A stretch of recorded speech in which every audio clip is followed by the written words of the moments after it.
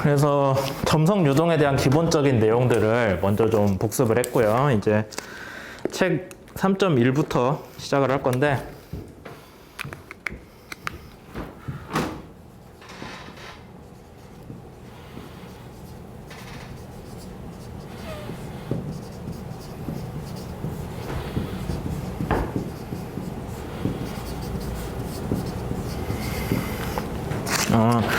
여러분들이 이 실제 난류 현상이 어떻게 굴러가는지에 대해서는 알 필요는 없을 것 같아요. 우리 수업에서는. 사실 우리 선박과 교육과정에서는 대학원 수업에서 난류 유동을 배우고요. 그때는 난류가 어떻게 해석이 될지 실제 해는 당연히 못 구하고 이런 식으로 접근할 수 있겠다 정도, 그 정도 설명은 합니다. 근데 경계층은 여러분들이 이미 배웠으니까 알고 있겠죠.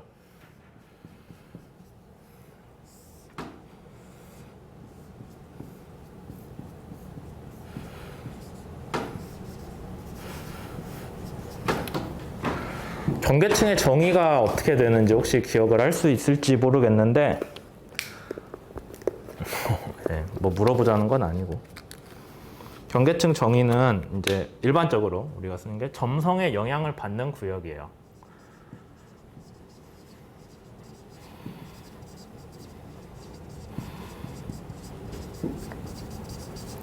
표면에서. 그러니까 어떤 물체가 있으면 물체 표면은 당연히 속도가 0입니다. 그거는 점성 유체의 기본적인 성질이에요. 왜냐하면 점성이라는 게 내가 유체 입자라고 하면은 제가 이동을 할 때 제 주위에 있는 애들이랑 속도가 서로 연속으로 변하게끔 하는 성질이거든요. 속도가 연속적으로 변하게끔 하는, 그러니까 제가 이렇게 가고 있을 때 옆에 애가 빨리 가면 천천히 가고 잡아 끄는 그런 거예요. 그렇게 생각하면 바로 옆에 있는 애는 나랑 속도가 연속으로 변해야 돼요. 벽면을 봅시다. 벽면은 속도가 아예 0이죠. 0이잖아. 얘가 움직일 이유가 없잖아요. 벽면은 속도가 0이니까 벽면 바로 옆에 있는 유체 입자는 어떻게 돼요? 점성 때문에. 벽면 속도랑 적어도 같이 가야 되잖아. 근데 얘는 0이라면서. 그러니까 적어도 벽면에 붙어있는 유체는 속도가 0이다 라고 하고 해석을 시작을 하는 거죠. 그 옆에 있는 애는 좀 빨라져도 돼요. 더 빨라져도 되다가 결국에는 저 멀리서 유동이 흐르는 속도 6까지 가겠죠. 그래서 점성의 영향을 받아서 일반적으로 속도가 변하는 구역이 경계층인데, 여러분들이 경계층에 대해 3가지 배웠을 거예요. 경계층 두께를 정하는 방법에 대해서. 그러니까 점성의 영향을 받는 영역이 어디까지냐, 뭐 이만큼 쭉 해도 되는데, 사실 저 멀리까지 올라가도 조금은 영향을 받을 수도 있거든요. 그러니까 여러분들이 아예 맘 놓고 영향을 여기쯤이면 전혀 안 받겠지, 그렇게 얘기하긴 좀 뭐예요. 그러니까 어떻게 얘기를 해야 되냐, 뭐 중력 같은 거 얘기해 봅시다. 여러분들 지금 지구 표면에서 중력을 느끼는데 지구에서 엄청 멀리 떨어졌어요. 태양계 바깥쯤 갔다고 합시다. 그러면은 지구 중력 영향 거의 없죠. 근데 아예 없어요? 그건 아니잖아. 아예 0이라고 할 수는 없죠.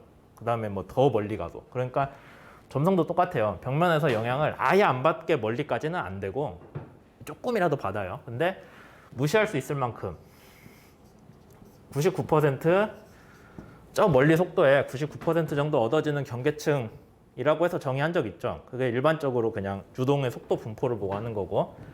또 뭐 있어요? 배운 거? 그러니까 99% U가 나오는 데까지 거리를 경계층 두께로 놓는 것도 있고, 배제 두께라고 해가지고 배웠어요? 배제 두께? 그 다음에 운동량 두께라는 것도 있는데,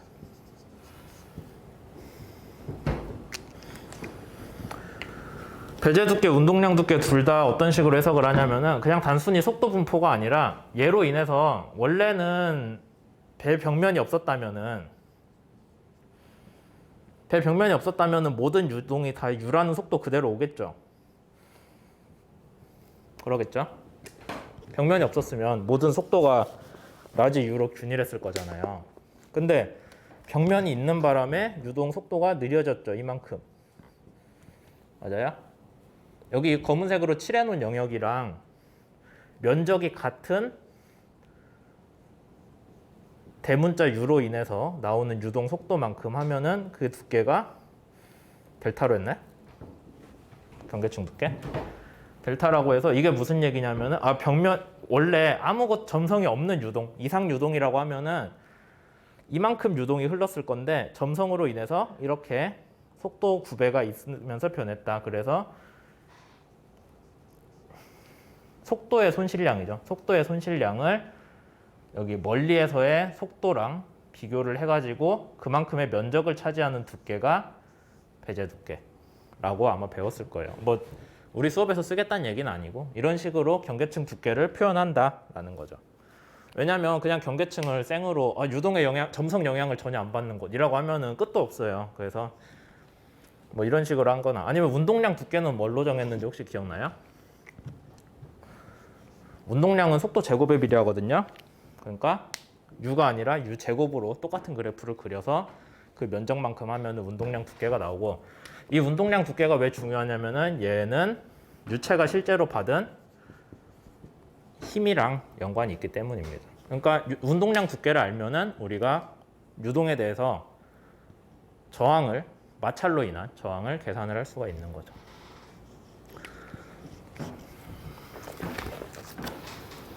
뭐 그런 얘기를 하고 있고요, 책에서.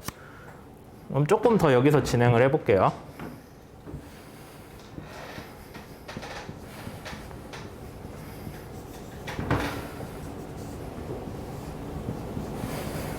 뭐 U 제곱하면은 여기가 대충 나오는 면적 있잖아요. 이게 배가 받는 뭐랑 관련 있다? 저항이랑 관련 있다. 그러니까 여러분들이 배 주위에 경계층을 운동량 두께 기준으로 다 계측을 하면은 그걸 다 적분을 하면 뭐가 되겠어요? 배가 받는 점성 저항이 되겠죠. 왜냐면은 앞에서 우리가 운동 방정식을 했고 작용 반작용. 작용 반작용 얘기를 하면은 조파 저항은 뭐랑 같다고 했어요? 이상 유체로 가정한 주위 유동에 준 영향이죠. 그게 뭐였어요? 수면파 높이. 그러니까 수면파가 갖는 에너지를 아니면 수면파가 갖는 운동량의 시간 변화율을 적분을 해주면은 걔가 조파 저항이 됐잖아요. 그럼 점성 저항은?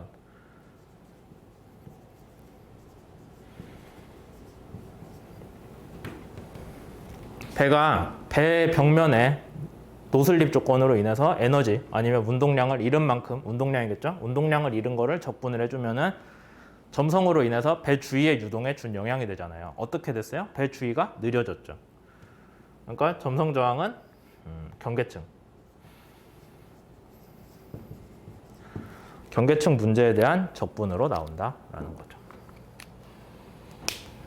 그래서 배가 주위 물에다가 수면파를 만들어 주는 걸로 인해서 조파 저항이라는 반작용을 받고요. 거꾸로인가?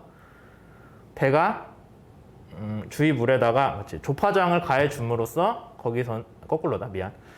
배가 주위 물에다 수면파를 만들어 줌으로 인해서 거기에 대한 반작용으로 조파 저항이란 힘을 받는 거고요. 배가 주위에 경계층을 만듦으로써 점성 저항이란 반작용을 받겠죠. 그러면 이건 2장에서 우리가 많이 했으니까 실제 계산하는 것까지는 안 했지만 어떤 개념인지는 알잖아요. 뭐 수면파 높이의 제곱에 비례해서 수면파가 갖는 에너지가 커진다는 둥, 뭐 그런 얘기했죠. 여기서는 경계층을 얘기를 할 건데 한 가지 좋은 소식은 실제로 경계층을 계산하진 않아요.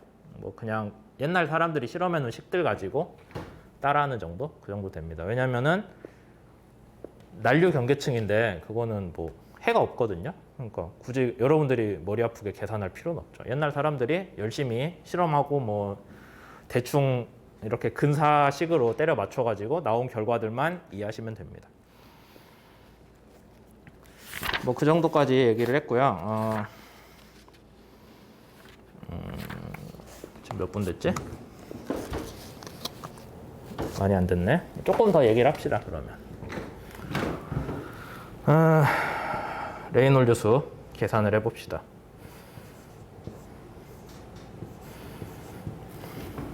실제 배의 레이놀드 수가 얼마 정도 되는지를 여러분들이 뭐 대충 감으로 좀 알아봤으면 좋겠어요. 배 속도는 미터/세크로 하는데 한 20노트쯤 되는 배라고 칩시다. 그럼 몇 미터/세크인지 계산돼요? 수업 때 얘기 안 했나? 0.5144 곱해주시면 돼요. 노트로 나온 수에다가. 아니면은 그냥 잘 모르겠으면 반절로 해줘요. 한 반절 정도 되니까. 그럼 얼마예요? 한 10m/s? 맞아요? 왜요? 1kts, 1루트가 1.85였나? 킬로미터 퍼 아워잖아요. 근데 킬로미터 퍼 아워는 얼마예요? 곱하기 1000 미터 나누기 3600초잖아요. 그렇죠? 근데 3600초, 여기 1800 정도 되잖아. 그러니까 서로 나눠주면 2분의 1쯤 나오겠죠. 그러니까 잘 모르겠으면 그냥 2분의 1이라고 해요. 물론 여러분들이 선박과니까 0.5144까지 기억해주면 참 좋겠지만은 뭐 그러지 않은 사람들 많기 때문에 0.5 정도는 기억해주세요. 만약에 제가 숙제나 시험 문제를 낸다고 해도 적어도 0.5 정도는 여러분들이 머리에 넣고 있다가 곱했는지 아닌지 정도는 평가할 거예요. 0.5144까지 하면은 더 좋겠지만 하여튼 그렇게 되고 배 길이는 얼마쯤 될까요? 뭐 배마다 천차만별이죠. 근데 큰 배로 합시다.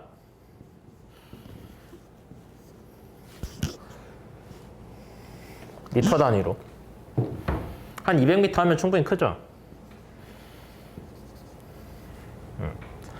그 다음 밀도 단위 부피당 질량이잖아요. 단위 부피당 그럼 얼마쯤이에요? 대개 물의 밀도 얼마로 나요? 뭐 998이라고 하기도 한데 1000이라고 해도 되죠? 편하게 하게 뭐 복잡하게 가지 말고. 이제 문제가 점성계수인데 점성계수 단위 얼마인지 알아요? 책에 나왔나? 안 나왔네? 점성계수 단위. 그 다음에 점성계수 크기. 뭐 그거 알아야 이거 레이놀즈수 계산할 거 아니에요. 그렇죠? 점성계수의 단위를 구하는 방법은 크게 두 가지가 있습니다. 하나는 레이놀즈수 정의에서 시작하는 방법이 있고요. 레이놀즈수는 단위가 뭐예요? 없어요. 무차원한 수라고 저번에 얘기했잖아. 점성력과 뭐지? 점성력과 관성력의 비율이기 때문에 비율이니까 단위가 있으면 안 되죠. 그 다음에 밀도는 킬로그램 미터 퍼 세제곱이니까 버킹엄 파이 정리할 때 우리가 어떻게 했어요? 킬로그램, 질량, 매스, 그 다음에 길이의 마이너스 세제곱이겠죠? 밀도. 그 다음에 V는 속도잖아. 거리를 시간으로 나눈 거죠. 그 다음에 L, 얘는 그냥 길이잖아. L. 근데 뭔지 몰라야지. 근데 어떻게든 계산하면 뭐가 된다? 단위가 없어져야 된다. 그러니까 위랑 아래랑 단위가 똑같아야 될 거 아니야. 좀 더 정리해 볼까요? 그러면 T까지는 제대로 한 것 같고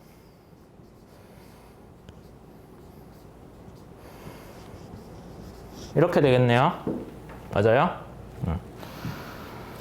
그러면은 둘이 같아야 얘가 없어질 거잖아요. 단위가. 이렇게 정리가 되겠네요. 그러면은 킬로그램, 미터랑 초로 나눠준 꼴이 되겠네요. 맞아요? 대충 이렇게 추정할 수 있죠. 뭐 누가 물어보더라도 대답할 수 있잖아요. 또 한 가지 방법은 여기 지우고 할게요. 이제.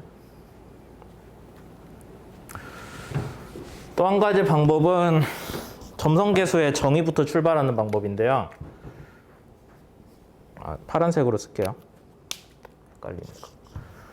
점성계수 정의 어디서부터 출발했어요? 아까 전다 능력이잖아요.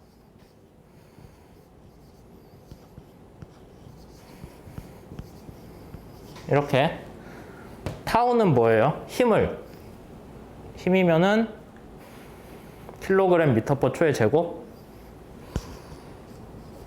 킬로그램 미터 퍼 초의 제곱을 뭘로 나눠준 거예요? 아까 스트레스라고 했으니까 힘을 면적으로 이렇게 되겠죠? 여기 스트레스의 차원은 뭔지 모르겠지만 뮤는 있고 얘는 어떻게 이해를 하면 돼요? 길이 방향 변화량 분의 속도 방향 변화량이잖아요. 길이 변화량 분의 속도 변화량. 그러니까 그냥 그대로 써주시면 돼요. 길이 차원, 속도는 뭐? m, l, t의 마이너스 1. 길이 변화량 분의 속도 변화량. 그래가지고 다 정리해주면은 또 뮤가 나오겠죠. 어떻게 되냐?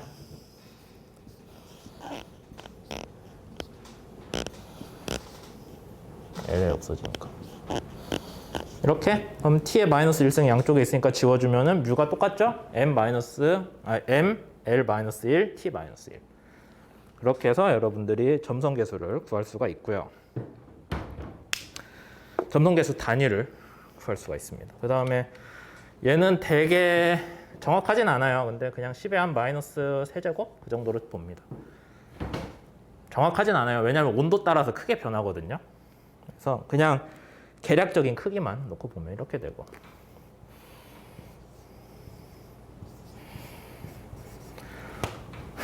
누는 우리가 동점성계수라고 하는데 한글로는 동점성계수인데 영어로 보면은 좀 더 그 뜻을 이해하기가 쉬워요. 키네마틱이지?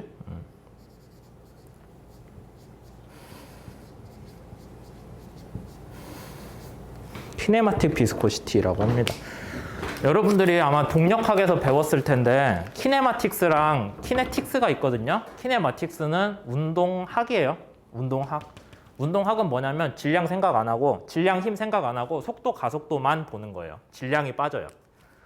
그러니까 원래 비스코시티는 질량에 대한 항이 있는데 걔를 질량으로 나눠주면은 질량에 대응되는 뭔가로 나눠주면은 얘는 질량이랑 상관없는 동력학이래. 운동학적 관점에 점성계수가 될 거다. 그러니까 유체에서는 질량이 대신에 밀도 쓰잖아요. 그러니까 점성계수를 밀도로 나눠주면은 걔는 키네마틱스에 대한 문제가 된다라고 해서 동점성계수고 얘 대충 계산하면 얼마예요? 얘도 10의 3제곱이죠 사실. 그래서 10의 마이너스 6제곱 정도가 나옵니다. 동점성계수는 아주 작아요. 뭐 물론 온도에 따라 달라지고 그 식은 책에 보면 상세히 나와 있거든요. 그러니까 그거 보시고 뭐 문제를 온도에 따른 변화가 중요하다면은 그렇게 보시면 되고요. 이 정도. 레이놀드 수 계산으로 넘어가서 그럼 얼마예요? 레이놀드 수?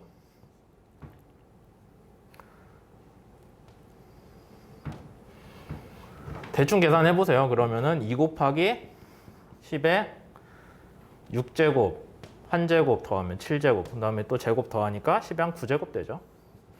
이 정도 나옵니다. 그래서 그냥 200m짜리 배가 20노트로 가고 있다면은 레이놀드 수가 이 정도 나와요. 그 레이놀드 수라는 게 그러니까 배 주위의 유동이 대충 이 정도의 점성과 관성력의 비율을 가지고 있다라는 거기 때문에 보면 점성이 엄청 작은 거죠.